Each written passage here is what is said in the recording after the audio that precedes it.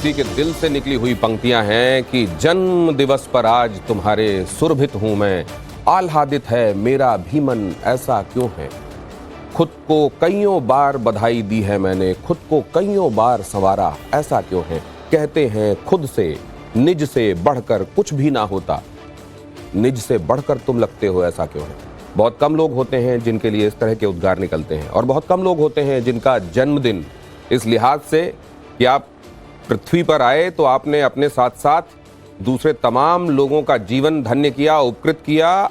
इस हिसाब से जिन लोगों को याद किया जाता है उन्हीं में से एक है प्रधानमंत्री नरेंद्र मोदी, जिनका 75वां जन्मदिन आज मनाया जा रहा है। पूरा देश बल्कि विश्व भर में इस बात की चर्चा है, लोग बधाई दे रहे हैं प्रधानमंत्री नरेंद्र मोदी को। और नरेंद्र मोदी ने अपना जीवन समर्पित किया लोगों की सेवा के लिए। बहुत सारी ऐसी स्थापित परंपराएं जिनको प्रधानमंत्री नरेंद्र मोदी ने बदला और वो जो लगता था ऐसा कैसे होगा, वो उन्होंने न सिर्फ संभव कर दिखाया बल्कि अब वो नॉर्म लगने लग रहा है, आज का सामान्यीकृत कार्यक्रम लगने लगा है। तो ये कैसे हुआ है, इस सब पर चर्चा करने के लिए कवि कहते हैं वहां तक पहुंचते हैं जहां रवि भी नहीं पहुंच पाते। कल्पनाओं की उड़ान नरेंद्र मोदी के संदर्भ में कहां तक पहुंचती है, ये आज जानेंगे मशहूर कवियों से। देश के ख्यातिलब्ध कवि हमारे साथ यहाँ टाइम्स नाउ नवभारत पर जुड़े हुए हैं। हमारे साथ हैं कवि उपेंद्र पांडे, मेरे दाहिनी तरफ मौजूद हैं। उसके बाद नंदिनी श्रीवास्तव जी मौजूद हैं। मेरे साथ अनित्य नारायण मिश्र मेरे बाईं तरफ मौजूद हैं और दास आरूही आनंद मेरे साथ मौजूद हैं। आप सबका बहुत स्वागत करता हूं। और सबसे पहले मुझे लगता है इस पैनल में सबसे युवा हैं दास आरूही आनंद। दास आरूही, आप प्रधानमंत्री नरेंद्र मोदी के 75वें जन्मदिन को जब आपके दिमाग में ये बात आई तो अंदर से उद्गार क्या उमड़े? जी, मैं टाइम्स नाउ नवभारत के सभी दर्शकों को बहुत प्रणाम करता हूं। और आज एक ऐसे व्यक्तित्व का जन्मदिवस है, क्योंकि हम कवि हैं तो आप एक प्रधानमंत्री के रूप में तो वो हैं ही, लेकिन प्रधानमंत्री तक उनकी जो यात्रा है और फिर उस पद पर आने के बाद जो गरिमा उन्होंने इस राष्ट्र को प्रदान की है वो वास्तव में अभूतपूर्व है। तो मैं कुछ पंक्तियों के साथ माननीय प्रधानमंत्री जी को शुभकामनाएं प्रेषित करता हूं और किस तरह से उन्होंने अपना जीवन यापन करा, किस तरह से वो एक आदर्श इस राष्ट्र के लिए बने। जिनका स्वर निर्भय हो गूंजा वो थके नहीं वो रुके नहीं, जिनका स्वर निर्भय हो गूंजा वो थके नहीं वो रुके नहीं, जो देशद्रोहियों के आगे लड़ गए परंतु झुके नहीं, जिनका वह तेवर तम में भी दिनकर बनकर तन जाता है। जिनका वह तेवर तम में भी दिनकर बनकर तन जाता है, जिनका उच्चारित एक शब्द ही राष्ट्र घोष बन जाता है, जिनने अभाव में रह रह करके हर विपदा को टाला है, जिसने अभाव में रह रह करके हर विपदा को टाला है, खुद जल जल कर भारत माता के घर में किया उजाला है। खुद जल जल कर भारत माता के घर में किया उजाला है। वे कर्म योगी की भांति मां के हर हित के संरक्षक हैं, वे कर्म योगी की भांति मां के हर हित के आरक्षक हैं, वे राष्ट्र सभ्यता के गौरव के सदा सहज संरक्षक हैं, जिनके शासन में राम लला ने भव्य धाम को पाया, जो सदियों का दंश था वो मिटा, जिनके शासन में राम लला ने भव्य धाम को पाया है, जिनने कश्मीरी घाटी से सदियों का दंश मिटाया है, जिनने कश्मीरी घाटी से सदियों का दंश मिटाया है। तो आज भारती को होता है, आज भारत मां भी प्रसन्न है, आज भारती को होता है मन के भीतर खूब हर्ष है, जन्म दिवस पर यही कामना, जिए आप शत शत वर्ष, जिए आप शत शत वर्ष।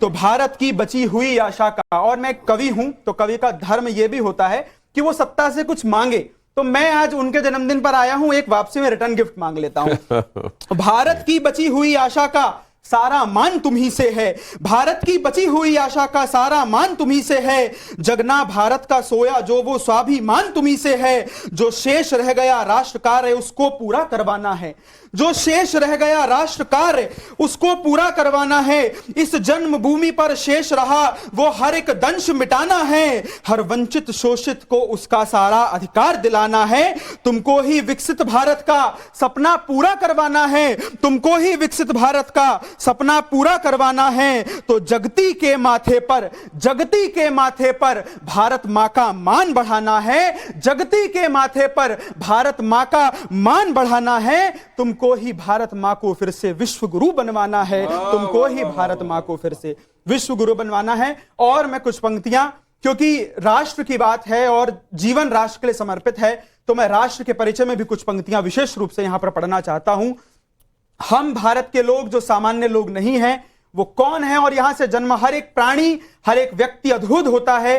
तेजस्वी अरुधैर्य धीर के नित सच्चे अनुगामी हम, तेजस्वी अरुधैर्य धीर के नित सच्चे अनुगामी हम, काम क्रोध मद लोभ रहित विषय रहित निष्कामी हम, नित धर्म अर्थ व काम मोक्ष के पथ के अमर विजेता हम, नित धर्म अर्थ व काम मोक्ष के पथ के अमर विजेता हम, पशु के भीतर मानवता भरने वाले जगत प्रणेता हम। वो जो स्व की बात है, स्वदेशी की बात है, पशु के भीतर मानवता भरने वाले जगत प्रणेता हम, उस महाकाल के दुर्गपाल के लाल हमी मत वाले हैं। हम मत वालों की रक्षा करने वाले डमरू वाले हैं, हम मत वालों की रक्षा करने वाले डमरू वाले हैं। हम युद्ध लड़ा करते हैं खुद से खुद को बुद्ध बनाने को, हम प्रथम प्रयत्न करते हैं नरहित हर एक युद्ध बिताने को, हम शत्रु की मक्कारी तजकर प्रथम दुलारा करते हैं।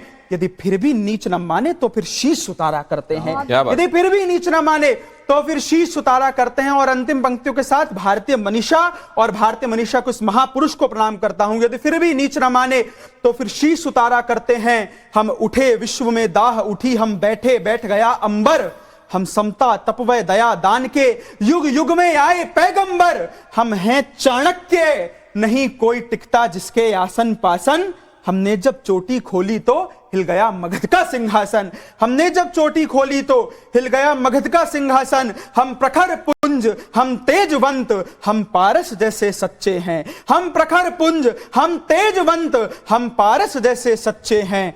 हमको हल्के में मत लेना, हम भारत के बच्चे हैं, हमको हल्के में मत लेना, हम भारत के बच्चे हैं। बहुत बहुत धन्यवाद। हमको हल्के में मत लेना, हम भारत माँ के बच्चे हैं। और ये बात तो अभी भारत का नेतृत्व इस देश के, इस दुनिया के सबसे शक्तिशाली कहे जाने वाले देश को भी बता रहा है कि हमको हल्के में मत लेना, हम भारत माँ के बच्चे हैं। वो जो हथकंडे तुम्हारे शक्तिशाली होने की वजह से तुम चलाते रहे इतने दिनों तक, अब थोड़ा थमो, सोचो, रुको। परिभाषाएं अब बदल रही हैं, बदलती परिभाषाएं।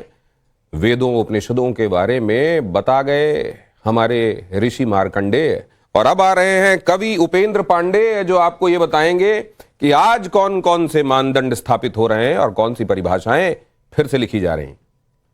धन्यवाद। कि मोदी जी के 75वें जन्म दिवस का उत्सव बड़ा निराला। मैं दर्शकों से कहना चाहता हूं कि मोदी जी के 75वें जन्म दिवस का उत्सव बड़ा निराला। टाइम्स नाउ नव भारत में हुई प्रज्वलित काव्य दिवस की ज्वाला, और आप पुजारी बनकर बैठे, पूरा देश पुजारी बनकर बैठे। कैसा शुभ संयोग हुआ, अर्पित आह्लादित मन से अभिनंदन की माला, अर्पित आह्लादित मन से अभिनंदन की माला। और मोदी जी का जो एक व्यक्तित्व है, 4 पंक्तियों में बात प्रारंभ करूंगा। उनका त्याग समर्पण कि राष्ट्र प्रेम की भट्टी में हमने खुद को ढाला है। आए दिन उनका 20-20 घंटे अपने देश की सेवा के लिए लगे रहते हैं कि राष्ट्र प्रेम की भट्टी में हमने खुद को ढाला है, मातृभूमि पर प्राण निछावर करने का व्रत पाला है। राष्ट्र प्रेम की भट्टी में हमने खुद को ढाला है, मातृभूमि पर प्राण निछावर करने का व्रत पाला है। और सिंहासन पर पांव रखा तो सबकी आंखें धधक उठी, नजर झुकाकर कोई न देखा पांव में कितना छाला है, नजर झुकाकर कोई न देखा पांव में कितना छाला है। तो उनका त्याग समर्पण, मुझे याद आती है पंक्तियां कि हमारा तेवर क्या है कि बस एक प्रतिज्ञा एक मंत्र बस एक देश का नारा है। 2014 के बाद भारत आज जो कीर्तिमान नए स्थापित कर रहा है कि बस एक प्रतिज्ञा एक मंत्र बस एक देश का नारा है, हम देश नहीं झुकने देंगे या भारतवर्ष हमारा है। देश कि बस एक प्रतिज्ञा एक मंत्र बस एक देश का नारा है, हम देश नहीं झुकने देंगे या भारतवर्ष हमारा है। और रोम रोम में देशभक्ति है, कोटि कंठ जयगान है। आदर्श विवेकानंद हमारे मोदी जी प्रतिमान है, आदर्श विवेकानंद हमारे मोदी जी प्रतिमान है। और राष्ट्रवाद की भावना मोदी जी में प्रफुल्लित है, भरी पड़ी है। मैं 4 पंक्तियां बात करूंगा कि वतन के वास्ते ही तो वतन की लाज रखते हैं। क्या है उनका उद्देश्य कि वतन के वास्ते ही तो वतन की लाज रखते हैं, जब सेनाओं के साथ कंधे से कंधा मिलाकर चलते हैं और नेतृत्व करते हैं ऑपरेशन सिंदूर का, कि वतन के वास्ते ही तो वतन की लाज रखते हैं। शिराओं में यहां भरकर के हम फौलाद रखते हैं, करे लाखों यतन दुश्मन के भारत झुक नहीं सकता, करे लाखों यतन दुश्मन के भारत झुक नहीं सकता। कफन हम बांधते सर पर तिरंगा ताज रखते हैं, कफन हम बांधते सर पर तिरंगा ताज रखते हैं।